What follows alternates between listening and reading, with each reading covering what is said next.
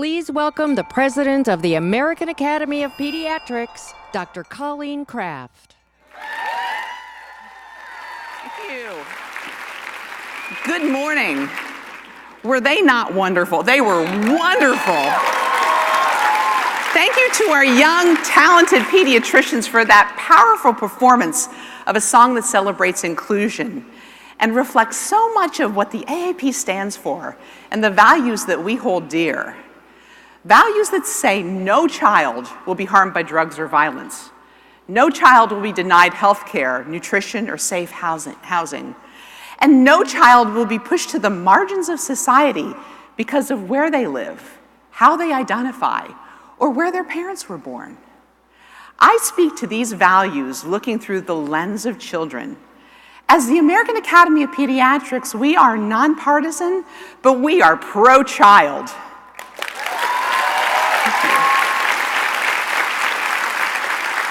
We speak to issues and we form our values using science and the best evidence available from you, our members, and our experts on children. This past year, those values and our commitment to them were put to the test.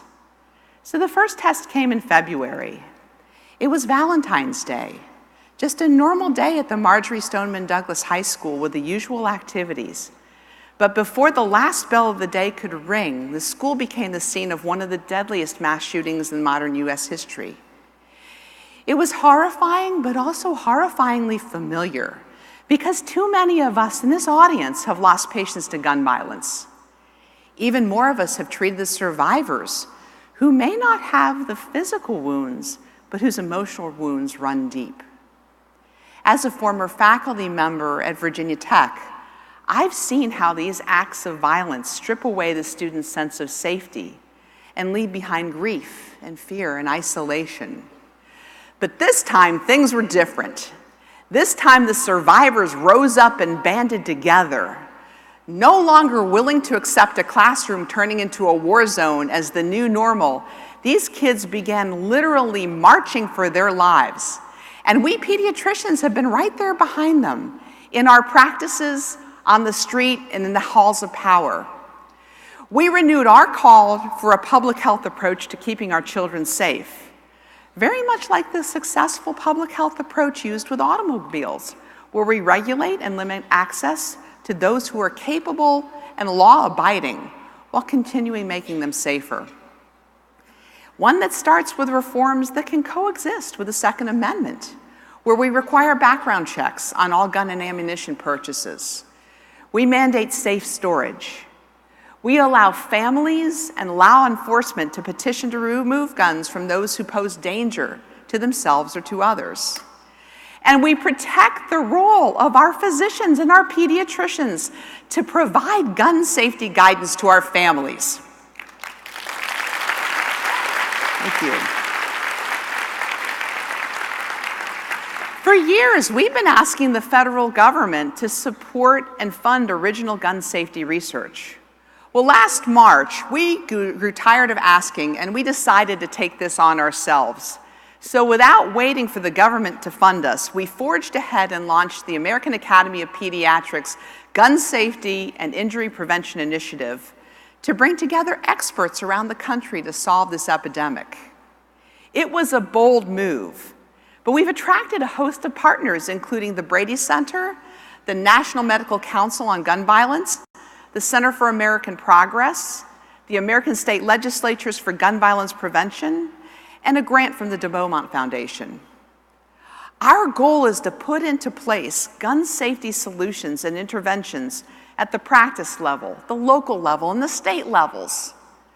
The recent spate of violence, including last week's tragedies at the Tree of Life Synagogue and what happened today in Tallahassee, only strengthens our resolve. Because we can do this, and we must do this. Because America will never be a healthy nation if it continues to be a violent one.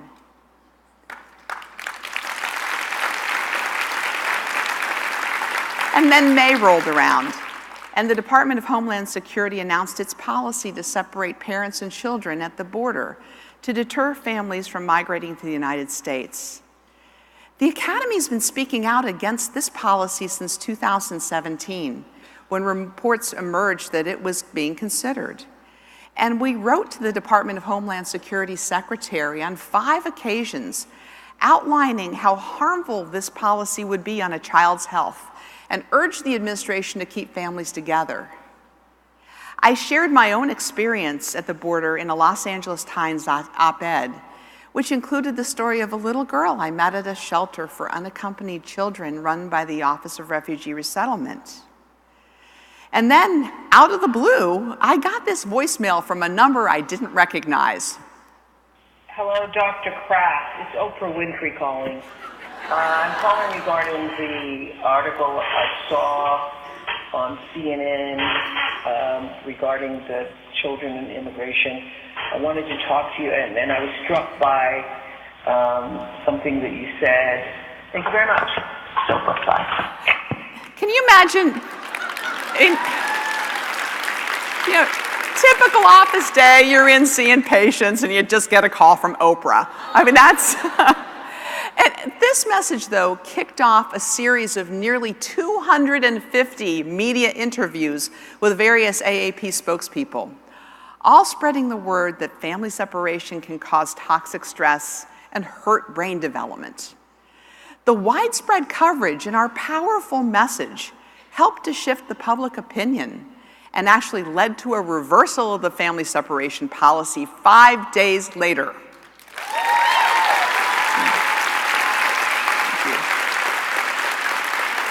Wow. Thank you.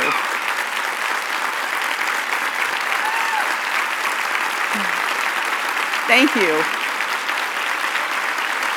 You as much as everyone else. That's the good news. The bad news is that the zero tolerance policy continues, meaning that more children are being placed in detention facilities, which are no place for a child, even if they're accompanied by their families. Sleeping on cement floors, using open toilets, constant light exposure, lack of bathing facilities, and lack of sufficient food and water could be traumatizing for anyone. But these conditions are devastating for children. Children who have been detained show signs of physical and emotional distress, including developmental delay, poor psychological adjustment, anxiety, depression, and other behavior problems. And they suffer not just acutely, but potentially over their lifetime, because as we know, trauma and early adversity leave tracks in the developing brain that affect the immune system, the heart, behavioral health, even the expression of genes. Science tells us that through changes in these children's DNA, these adverse experiences can be passed on to future generations. So we returned to the border with our colleagues from UNICEF to monitor the situation and make sure these kids are being treated with compassion and not exposed to the conditions that could further harm them. As it stands, roughly 350 separated children remain in the Office of Refugee Resettlement custody. Most of their parents have been deported, and lawyers are trying to ascertain the wishes of the parents and the children. About 150 reunified families have been sent to family detention centers in Texas, which recently erected tent camps that can house up to 3,800 children. Immigrant children are still children, and the Academy will continue to oppose any policy that exposes them to conditions that threaten their health and their well-being.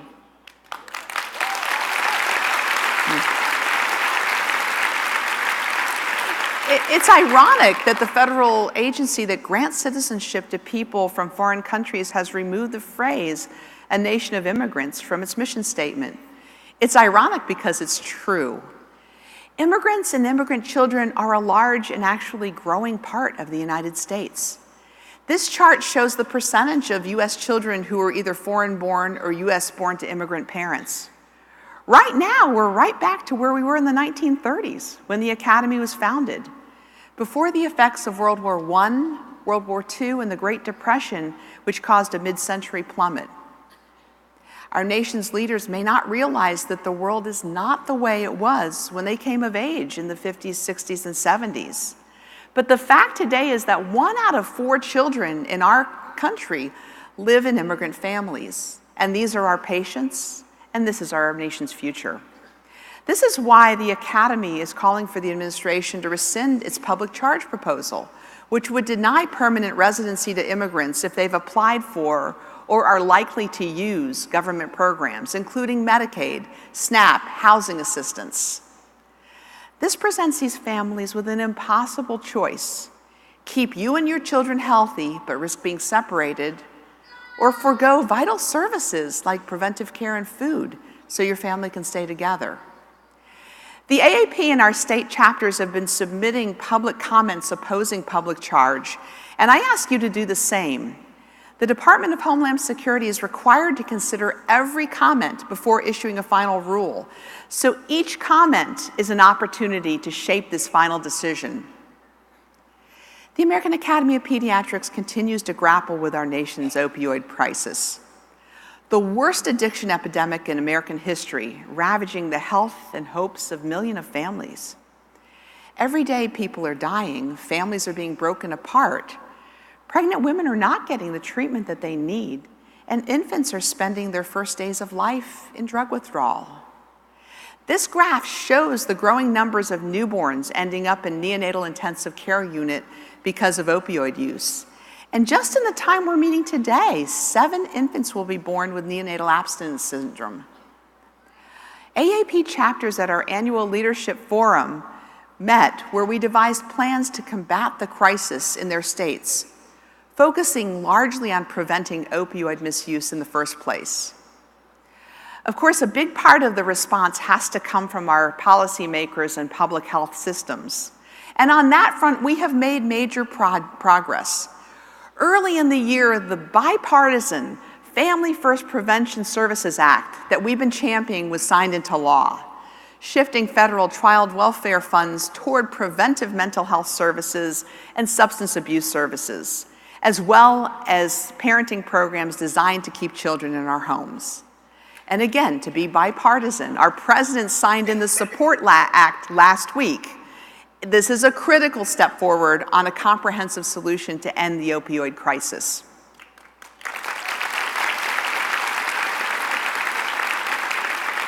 Again, these victories build off the Bipartisan Budget Act of 2018, which gave long-term stability for families who rely on CHIP, as well as the Maternal Infant Early Childhood Home Visiting Program, and lifted budget caps on agencies like the National Institute of Health and programs like Head Start that help children reach their full potential.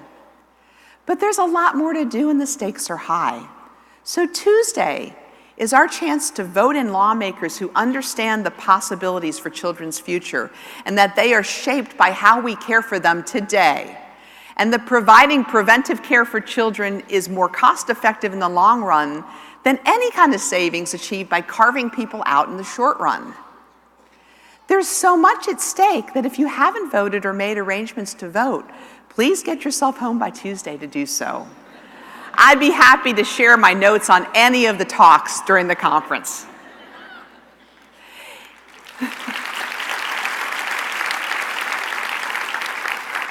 In addition to the opioid crisis, we've taken on another threat to children's health: electronic cigarettes. E-cigarettes are addictive, bad for developing brains, and have lifelong implications for public health. They're also easily available on the internet and wildly popular among teens, thanks to a marketing campaign that is not so subtly aimed at kids. Teens say they wouldn't be caught dead smoking a cigarette, yet they've taken on a technology that allegedly was provided to help grown-ups stop smoking, and they started a new bad habit. The alarming rise in popularity of the Juul e-cigarette, which looks like a flash drive and comes in flavors like mango and mint, has prompted the AAP to respond with a multi-pronged approach. This past year, we educated children, parents, and the public about the harmful effects of e-cigarettes on developing brains and our teenagers' brains. We gave our pediatricians tools and information to discourage the patients from adopting this habit. And we urged, and by urged I mean we sued, the FDA to take immediate regulatory action. Yeah. Thank you. And review these products before they come to market. The FDA came out with a ruling that said, we'll give the cigarette companies 60 days to help to decrease or figure out how they're not going to market to young kids. And we said 60 days, we could do this today. We could get the flavors out today. We could regulate this so nobody under 21 has access to these cigarettes. Because, as I've said before, what kind of self-respecting Marlboro man is going to give up his smokes for gummy bear flavored e-cigarettes? You are targeting these two children. So. Another way we safeguarded the health and well-being of children this year was protecting families from bad advice and misinformation. We work hard to stay on the cutting edge of advances and evaluate the science and translate this evidence for our members and our patients and their families. And that's why lawmakers, the media, and the public have come to depend on the AAP as the go-to source for information regarding child health. When Parents Magazine tweeted an article about celebrities and their decisions to vaccinate or not vaccinate their children, within minutes, our pediatricians, how many of our pediatricians are out there? Okay, for you, responded with a pediatrician's perspective, weighing in professionally and with credibility to call out false equivalency between celebrity opinion and scientific fact. So the magazine quickly acknowledged the error of their ways and sent out a tweet saying that parents should vaccinate and why. And then when a couple of US delegates to the UN tried to water down a World Health Organization resolution supporting breastfeeding, we corrected the slate with an op-ed in the New York Times that stated lifelong benefits of breastfeeding to infants and mothers. The AAP's breastfeeding policy is actually one of our most accessed policies. Our policies who set the national standard for the practice of pediatrics and child health, and also shape American society and how our children view themselves. In February, the AAP members released guidelines for teen depression, which endorsed universal screening for depression for children aged 12 and over. These recommendations and the media coverage that they've raised have raised awareness and lessened the stigma of teen depression and helped so many of our teens get the mental health services that they needed. In September, we released a new policy to address a traditionally underserved population that faces numerous health disparities: youth who identify as transgender and gender diverse. Thank you. These youth, our trans and gender diverse youth, face an uphill battle, not just from acceptance for their families and communities, but also access to appropriate health and mental health care. Experience shows that trans and gender diverse children, like all children, flourish when they feel supported and they're able to express who they are. Pediatricians can play an important, if not life-saving, role in promoting the health and development of transgender and gender diverse youth. This past year has shown me that our work and our values are not just a source of pride for us, but a source of hope for our children and families. The Academy has taken on some of the largest national health challenges of our time, and we've done so in ways that we can be proud of. But finally, thanks to all of you for an unbelievable year of joy and accomplishment. You have inspired me, sustained me, and amazed me. We never stood down. We never gave in, and we never gave up, and we never will. We did it, and we'll keep on doing it for our children. Thank you.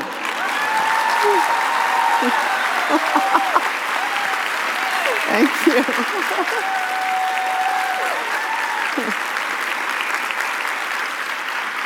Let's scoot on over here.